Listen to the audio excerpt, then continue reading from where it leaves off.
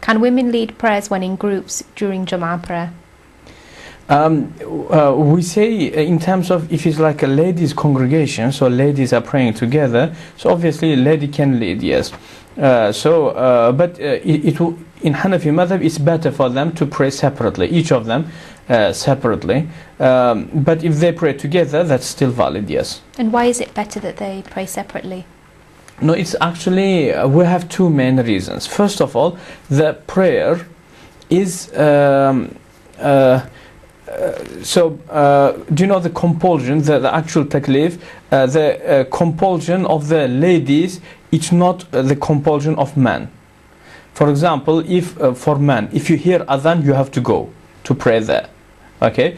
But if lady hears adhan, she does not have to go, because lady will be maybe overloaded in her family, or maybe it will be some hardship, some difficulty. So that's why we say she does not need to come to the congregation. Okay, so that's one thing. In terms of why is it better to pray separately, because there is this hadith in which Rasulullah says it's better for the lady to pray in her own house than to come to the masjid to pray.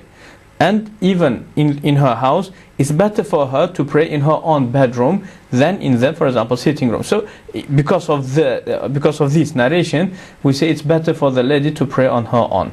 Okay, but does it mean that we do not let the women to come to the Jama'ah? We say no. They can come, but unfortunately we do have few groups, Hanafi groups, they do not allow the ladies to enter the masjid. Obviously it is just bid'ah, new innovated thing, and Islam doesn't recognize it. It is just a mindset of this group. Or otherwise in Islam, Sahabiya ladies used to go into the masjid, and in the time of the Khulafa also, so it used to be all the time there.